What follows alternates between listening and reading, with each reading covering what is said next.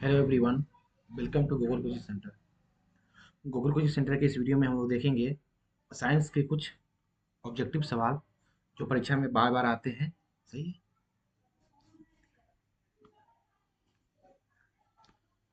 पहला सवाल है, प्रकाश के अपवर्तन के कितने नियम हैं? तो प्रकाश के अपवर्तन के दो नियम हैं। प्रकाश के परावर्तन के कितने नियम हैं? तो प्रकाश के परावर्तन के भी दो नियम। प्रकाश के अपवर्तन के भी दो नियम है, प्रकाश के परावर्तन के भी दो नियम है। अगला सवाल है, किसी माध्यम के अपवर्तनांक का मान होता है। किसी माध्यम के अपवर्तनांक का मान होता है साइन आई बटा में साइन आर।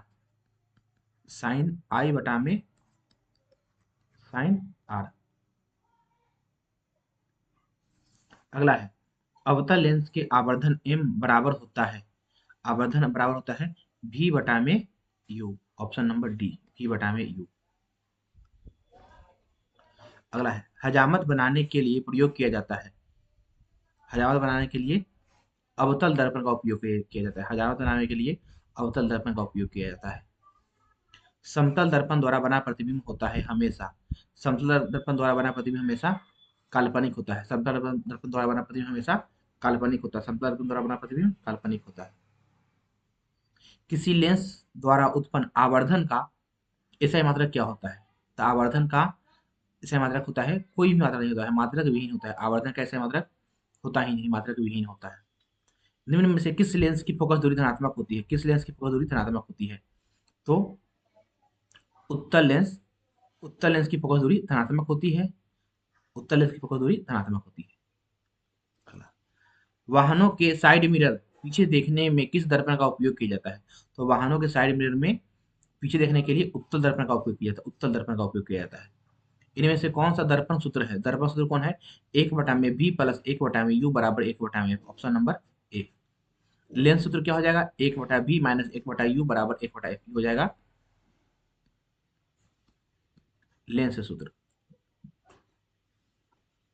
लेंस की क्षमता कैसे मात्रक क्या है? तो लेंस की क्षमता कैसे मात्रक होता है? डायोप्टर। लेंस की क्षमता कैसे मात्रक होता है? डायोप्टर, जिसका मात्रक होता है मीटर इनवर्स, यानी एक बटा में मीटर, मीटर इनवर्स। निम्न में से किस लेंस को अभिसारी लेंस भी कहते हैं? अभिसारी लेंस किसे कहते हैं? तो उत्तल लेंस को अभिसारी लेंस कहते हैं। उत्तल लेंस को अभिसारी लेंस भी कहते हैं। मानव नेत्र में मानव नेत्र का प्रतिबिंब निम्न में से किस भाग पर बनता है? प्रतिबिंब किस भाग पर बनता है? तो रेटिना पर बनता है। रेटिना पर। प्रतिबिंब कहाँ पर बनता है? रेटिना पर बनता है। निकट दृष्टि दोष में किस लेंस का प्रयोग किया जाता है? निकट दृष्टि दोष में किस लेंस का प्रयोग किया जाता है? तो निकट दृष्टि दोष में अवतल लेंस का प्रयोग किया जाता है। निकट दृष्टि दोष में अवतल लेंस का प्रयोग किया जाता है। और दूरदृष्टि दोष में उत्तल लेंस का। दूरदृष्टि दोष में उत्तल लेंस का प्रयोग किया जाता है। टिंडल प्रभाव प्रकाश की कौन सी परिघटना को प्रदर्शित करता है? टिंडल प्रभाव प्रकाश की कौन सी घटना को प्रदर्शित करता है? टिंडल प्रभाव प्रकाश की प्रकीर्णन को, प्रकाश के प्रकीर्णन को प्रदर्शित करता है टिंडल प्रभाव। प्रकाश के किस वर्ण के लिए तरंगदैर्घ्य कितना अधिकतम होगा? प्रकाश के किस वर्ण के लिए तरंगदैर्घ्य अधिकतम होगा? तो किसके लिए? लाल रंग का तरंगदैर्घ्य सबसे अधिक होता है। लाल रंग का तरंगदैर्घ्य, लाल रंग का तरंगदैर्घ्य सबसे अधिक होता है। नेत्र में प्रवेश करने वाली प्रकाश किरणों का अधिकांश अपवर्तन होता है कॉर्निया के बाहरी पृष्ठ पर। कॉर्निया के बाहरी पृष्ठ पर नेत्र में प्रवेश करने वाली किरणों का अधिकांश अपवर्तन होता है कॉर्निया के बाहरी पृष्ठ पर। वायुमंडल में प्रकाश का कौन सा रंग अधिक प्रकीर्णन करता है? वायुमंडल में प्रकाश का कौन सा रंग अधिक प्रकीर्णन करता है? तो नीला रंग। नीला रंग अधिक प्रकीर्णन करता है। नीला रंग अधिक प्रकीर्णन करता है। जो रंग ज्यादा प्रकीर्णन करता है इसलिए हमको आकाश नीला दिखाई देता है। जो रंग ज्यादा प्रकीर्णन करेगा उतना वही रंग हमको दिखाई देगा। निर्वात में प्रकाश की चाल होती है। निर्वात में प्रकाश चाल होती है 3 × 10⁻⁸ मीटर पर सेकंड। निर्वात में प्रकाश चाल होती है 3 × 10⁻⁸ मीटर पर सेकंड होता है निर्वात प्रकाश की चाल। तारे के टिमटिमाने का कारण क्या है? तो तारे के टिमटिमाने का कारण है वायुमंडलीय अपवर्तन। तारे के टिमटिमाने का कारण है वायुमंडलीय अपवर्तन। विद्युत आवेश का ऐसे मात्रक क्या होता है? विद्युत आवेश कैसे मात्रक होता है? कूलम्ब। आवेश कैसे मात्रक होता है? कूलम्ब। आवेश कैसे मात्रक होता है? कूलम्ब। विद्युत आवेश का ऐसे मात्रक क्या होता है? विद्युत आवेश कैसे मात्रक होता है? कूलम्ब। विद्युत आवेश कैसे मात्रक होता है? कूलम्ब। धारा मापने के यंत्र को कहते हैं अथवा विद्युत धारा को मापने के लिए उपयोग किया जाता है किसका? तो आममीटर का उपयोग किया जाता है। आममीटर से क्या मापते हैं? आममीटर से धारा मापते हैं। आममीटर से धारा मापते हैं। किस उपकरण में धन और ऋण का चिन्ह नहीं होता है? तो किसमें नहीं होता है? कुंडली में। कुंडली में धन और ऋण का चिन्ह नहीं होता है, कुंडली में। किसी चालक का वैद्युत प्रतिरोधकता का मात्रक क्या होता है? वैद्युत प्रतिरोधकता का मात्रक होता है ओम मीटर। प्रतिरोध का मात्रक होता है ओम, लेकिन वैद्युत प्रतिरोधकता का मात्रक होता है ओम मीटर। हमारे घरों में जो विद्युत आपूर्ति की जाती है वह होती है 220 वोल्ट पर प्रत्यावर्ती धारा। 220 वोल्ट पर प्रत्यावर्ती धारा। हमारे घरों में जो विद्युत आपूर्ति की जाती है कितनी होती है? 220 वोल्ट पर प्रत्यावर्ती धारा। अगर हर्ट्ज में पूछेगा तो 50 हर्ट्ज। 50 हर्ट्ज। विभवांतर का ऐसा मात्रक होता है। विभवांतर कैसा मात्रक होता है? वोल्ट। विभवांतर कैसा मात्रक होता है? वोल्ट। विभवांतर कैसा मात्रक होता है? वोल्ट।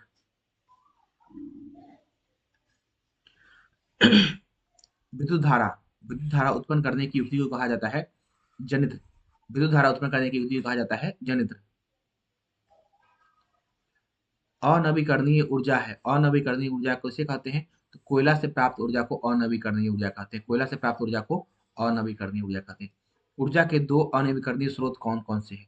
तो कोयला और पेट्रोलियम। कोयला और पेट्रोलियम ऊर्जा के दो अनवीकरणीय स्रोत हैं। विद्युत धारा की चुंबकीय प्रभाव की खोज किसने की थी? विद्युत धारा के चुंबकीय प्रभाव की खोज की थी ओरस्टेड ने। ओरस्टेड ने। सिल्वर क्लोराइड का रंग क्या होता है? तो सिल्वर क्लोराइड का रंग श्वेत होता है। सिल्वर क्लोराइड का रंग होता है श्वेत, जिसे एजी कहते हैं। सिल्वर क्लोराइड का रंग होता है श्वेत। लोहा में जिंक को लेपित करने की क्रिया को क्या कहते हैं? तो गलवनीकरण कहते हैं। लोहा में जिंक को लेपित करने की क्रिया को कहते हैं गलवनीकरण कहते हैं। रासायनिक अभिक्रिया के दौरान किसी पदार्थ में ऑक्सीजन का वृद्धि कहलाता है उपचयन। रासायनिक अभिक्रिया के दौरान ऑक्सीजन ऑक्सीजन का योग क्या कहलाता है? तो उपचयन कहलाता है। कोई विलयन लाल लिटमस को नीला कर देता है। कोई विलयन लाल लिटमस को नीला कर देता है, वह कैसा होगा?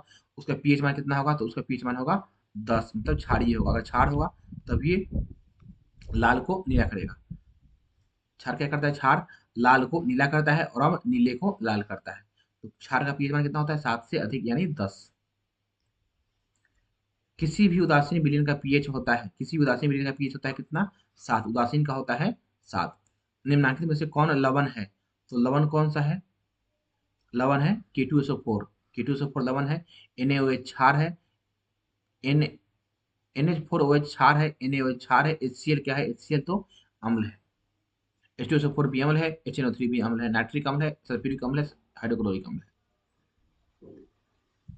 हमारे शरीर का पीएच किस परास के बीच कार्य करता है? तो हमारा शरीर का पीएच परास 7.0 से 7.8 के बीच कार्य करता है। 7.0 से 7.8 के बीच कार्य करता है हमारा शरीर का पीएच परास। बेकिंग पाउडर का अणुसूत्र क्या होता है? बेकिंग पाउडर यानी खाने वाला सोडा का अणुसूत्र होता है NaHCO3। NaHCO3। धोने वाला का हो जाएगा Na2CO3। धोने वाला का हो जाएगा। हमारे निम्नलिखित में से कौन विजातीय यौगिक है? विजातीय यौगिक कौन सा है? तो विजातीय यौगिक कौन है? Plaster of Paris. Plaster of Paris क्या है? विजातीय है, क्योंकि इसके इक्वेशन में पानी का उपयोग होता है। खड़िया में, चूना पत्थर में, संगमरमर में नहीं होता है। निम्नलिखित में से पीएच का कौन सा क्षारक विलयन का मान देता है? पीएच का क्षारक विलयन, क्षार का मान कितना होगा? सब क्षारक होगा तो जो 7 से ज्यादा हो। 7 से ज्यादा कौन है? 13 है। ठीक है। ये है उदासीन, ये है अम्ल, ये है अम्ल और ये है क्षार। दांतों को साफ करने के लिए दंत मंजन या टूथपेस्ट क्या होता है? तो टूथपेस्ट होता है क्षारीय। टूथपेस्ट होता है क्षारीय। क्षारीय मतलब स्वाद में कड़वा। क्षारीय का मतलब होता है स्वाद में कड़वा। जब आप टूथपेस्ट मुंह के अंदर रखते हैं तो क्या आपको ना कड़वा लगता है। सही। अगला है शुद्ध जल का पीएच मान होता है, शुद्ध जल का पीएच मान होता है 7। शुद्ध जल का पीएच मान होता है 7। जब CO2 गैस को पानी में डाला जाता है तो विलयन का पीएच होता है CO2 गैस का पीएच। CO2 गैस को पानी में डाला जाता है तो विलयन का पीएच कितना होता है? 7 से कम होता है। 7 से कम। अगला सवाल, कली चूना का रासायनिक सूत्र क्या है? तो कली चूना का रासायनिक सूत्र क्या है? CaO। CaO को कहते हैं कली चूना। निम्नलिखित में से किस विलयन का उपयोग दीवारों को सफेदी करने के लिए किया जाता है? दीवारों को सफेदी करने के लिए किसका उपयोग किया जाता है? CaOH का होल्ड का उपयोग किया जाता है दीवारों को सफेदी करने के लिए। निम्नांकित में से कौन सा बुझा हुआ चूना है? बुझा हुआ चूना कौन सा है? बुझा हुआ चूना कौन सा है? CaOH का होल 2 कहते हैं बुझा हुआ चूना। बुझा हुआ चूना CaOH का होल 2। एसिटिक अम्ल का IUPAC नाम क्या है? तो एसिटिक अम्ल का IUPAC नाम है एथेनोइक अम्ल। एथेनोइक अम्ल। निम्नलिखित में से कौन सा लाल लिटमस को नीला कर देता है? तो OH माइनस क्या करता है? लाल लिटमस नीला कर देता है। मतलब ये क्या है? ई है, क्षार है। क्षार OH माइनस लाल लिटमस को नीला कर देता है। अगला है, कोई विलयन नीले लिटमस को लाल कर देता है, इसका पीएच मान कितना होगा? उसका पीएच मान होगा अम्ल के बराबर। अम्ल का बराबर कितना होगा? 7 से कम होगा। ऑक्जेलिक अम्ल का प्राकृतिक स्रोत निम्नलिखित में से कौन सा है? तो इसका है टमाटर। टमाटर। और आपको इसका पीडीएफ चाहिए तो आप दिए गए नंबर पे मैसेज कर सकते हैं, जो हम आपको दे रहे हैं।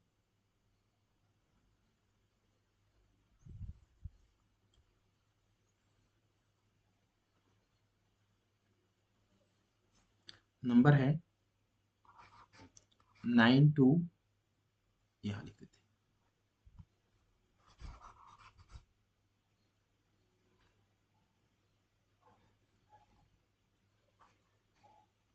9241355108।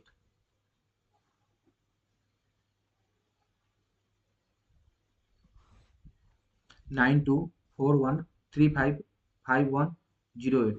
इस पर अगर आप व्हाट्सएप करते हैं तो आपको पीडीएफ मिल जाएगा इसका। अगला सवाल, 51 नंबर सवाल, किस पीएच का मान सबसे अधिक अम्लीय होगा? पीएच का सबसे अम्लीय कौन होगा? जो उसका सबसे कम होगा। तो अगर एक पीएच होगा तो उसका सबसे अधिक अम्लीय होगा। धोने का सोडा का रासायनिक सूत्र क्या है? धोने का सोडा का रासायनिक सूत्र Na2CO3 इंटूमेट NH2, धोने का सोडे का। बेकिंग सोडा का रासायनिक नाम क्या है? बेकिंग सोडा का रासायनिक नाम है sodium hydrogen carbonate. Sodium hydrogen carbonate है बेकिंग सोडा का रासायनिक नाम। अगला है, जिप्सम का रासायनिक सूत्र क्या है? तो जिप्सम का रासायनिक सूत्र है CaSO4 इंटू में होल 2H2O।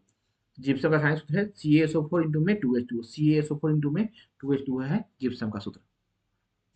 फॉर्मिक अम्ल का IUPAC नाम क्या है? तो मेथनोइक अम्ल। फॉर्मिक अम्ल का IUPAC नाम है मेथनोइक अम्ल।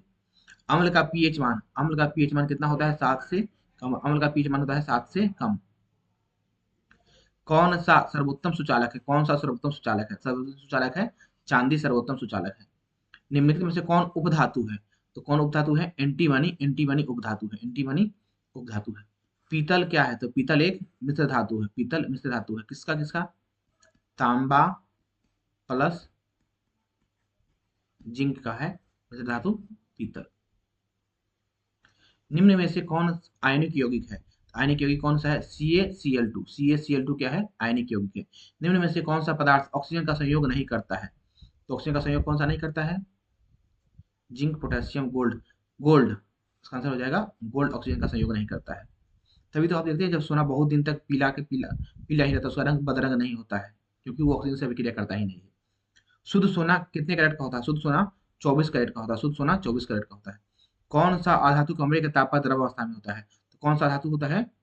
ब्रोमीन। और धातु पूछेगा तो हो जाएगा पारा, लेकिन पूछा है अधातु तो हो जाएगा ब्रोमीन यानी Br। एल CnH2n+2 किसका सूत्र है? तो CnH2n+2 किसका सूत्र है? एल्केन का। एल्केन क्या हो जाएगा? CnH2n+2। एल्कीन का CnH2n और एल्केन का होगा CnH2n-2। आगे नीला थोथा का तुतिया का रासायनिक सूत्र क्या है? नीला थोथा या तुतिया का CuSO4 इंटू में 5H2O है नीला थोथा का। नाइट्रोजन अणु के कितने सहसंयोजक बंधन होते हैं? नाइट्रोजन के होते हैं 3 सहसंयोजक बंधन होते हैं। संगमरमर का सूत्र क्या है? संगमरमर का फॉर्मूला होता है CaCO3 होता है संगमरमर का फॉर्मूला। COOH अभिक्रियाशील मूलक किसका है? तो ये है अम्ल का। अम्ल का अभिक्रियाशील मूलक है COOH। CHO किसका है? तो CHO है एल्डिहाइड का अभिक्रियाशील मूलक है एल्डिहाइड का। N2 के नाइट्रोजन परमाणुओं के बीच कितने आबंध होते हैं? नाइट्रोजन परमाणुओं के बीच 3 आबंध होते हैं। हाइड्रोजन के बीच एक आबंध, नाइट्रोजन के बीच 3 आबंध, ऑक्सीजन के बीच डबल आबंध, नाइट्रोजन के बीच ट्रिपल आबंध। बेंजीन का फॉर्मूला क्या है? तो बेंजीन का फॉर्मूला होता है C6H6। सबसे कठोरतम तत्व कौन सा है? सबसे कठोरतम तत्व है हीरा। अक्रिय तत्व कौन है? अक्रिय तत्व है हीलियम। अक्रिय तत्व है हीलियम। लोहे की परमाणु संख्या कितनी होती है? तो लोहे का परमाणु संख्या होता है 26। आधुनिक आवर्त सारणी में वर्गों की संख्या ऊर्ध्व स्तंभ की संख्या कितनी है? वर्ग की संख्या है 18। वर्ग की संख्या है 18। ओजोन के एक अणु में ऑक्सीजन के कितने परमाणु होते हैं? ऑक्सीजन के 3 परमाणु होते हैं। ओजोन के एक अणु में ऑक्सीजन के 3 परमाणु होते हैं। आवर्त सारणी में कितने क्षैतिज पंक्तियां हैं? तो 7 है। ऐसा ऐसा है 7 और ऐसा ऐसा है 18। मनुष्य के वृक्क मनुष्य में वृक्क संबंधित है, तो वृक्क संबंधित है उत्सर्जन से, स्वकोषी पोषण के लिए आवश्यक है। CO2, क्लोरोफिल, सूर्य प्रकाश और इनमें से सभी। आंसर हो जाएगा सभी। प्रकाश संश्लेषण क्रिया में ऑक्सीजन बाहर निकलता है। ऑक्सीजन कहाँ से बाहर निकलता है? ऑक्सीजन बाहर निकलता है जल से, क्योंकि जल का फॉर्मूला होता है H2O, यहाँ से इसी के अंदर तो O है तो इसलिए बाहर निकलेगा। मैग्नीशियम पाया जाता है, तो क्लोरोफिल में पाया जाता है मैग्नीशियम। और है मनुष्य में मुख्य उत्सर्जी अंग कौन सा है? मनुष्य में मुख्य उत्सर्जी अंग है वृक्क यानी किडनी। किडनी। एक बार फिर से आपको व्हाट्सएप नंबर दे देते हैं, 9241355108। इस दिए गए नंबर पर अगर आप व्हाट्सएप करते हैं, इस पे हाय भेजते हैं, तो आपको PDF मिल जाएगा इसका, जिससे आप रिवाइज कर सकते हैं। मानव हृदय में कोष्ठों की संख्या कितनी होती है? तो मानव हृदय में कोष्ठों की संख्या होती है 4। एक बार फिर से नंबर देते हैं, 9241355108। इस दिए नंबर पर आप व्हाट्सएप करेंगे। आपको ये भी है, अगर आपके पास कोई भी क्वेश्चन है जो आपसे सॉल्व नहीं हो रहा है, जो आपसे सॉल्व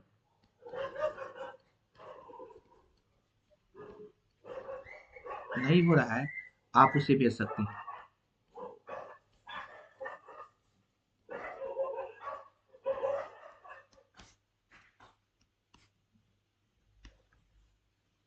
अगला सवाल, पौधों में उत्सर्जी पदार्थ है गोंद, रेजिन, टेनिन या इनमें से सभी? तो आंसर हो जाएगा सभी उत्सर्जी पदार्थ है। अमीबा में अधिकांश पोषण कैसा होता है? तो अमीबा में अधिकांश पोषण होता है अंतर्ग्रहण द्वारा। मानव मादा में अंडाणु का निषेचन कहाँ होता है? तो अंडाणु का निषेचन कहाँ होता है? फेलोपियन नलिका में, फेलोपियन ट्यूब में होता है या नलिका में होता है। फूलों का पुष्पों का नर जनन अंग कौन सा है? तो नर जनन अंग है पुंकेसर। द्विखंडन होता है अमीबा में, लिस्मेनिया में, पैरामीशियम में, इनमें सभी में। द्विखंडन होता है सभी में, पैरामीशियम में भी होता है, अमीबा में भी होता है, लिस्मेनिया डोनावानी में भी होता है। मुकुलन द्वारा लैंगिक जनन किसमें होता है? तो हाइड्रा में। मुकुलन द्वारा जनन किसमें होता है? हाइड्रा में होता है। अलैंगिक जनन मुकुलन द्वारा किसमें होता है? ईस्ट में। हाइड्रा में भी होता है, ईस्ट में भी होता है। निम्न में से कौन सा मानव में मादा जनन तंत्र का भाग नहीं है? तो शुक्रवाहिका। शुक्रवाहिका मादा जनन तंत्र का भाग नहीं है, यह नर जनन तंत्र का भाग है। परागकण परागकोश में होते हैं, परागकोश में होते हैं, परागकण होते हैं। हरे पौधे कहलाते हैं, हरे पौधे उत्पादक कहलाते हैं, हरे पौधे उत्पादक कहलाते हैं। अगर आपको कोई भी सवाल है तो आप दिए गए नंबर 9241355108 पे भेज सकते हैं, आपको उसका सॉल्यूशन मिल जाएगा।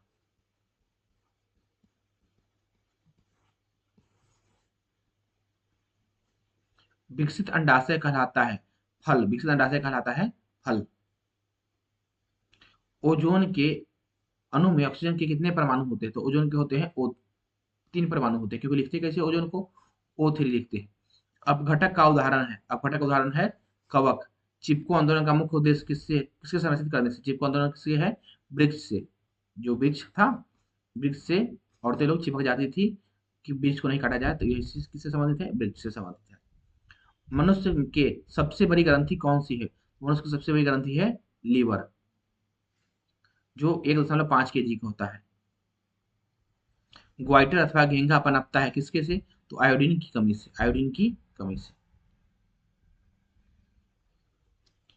थैंक यू, मिलते हैं अगले वीडियो में।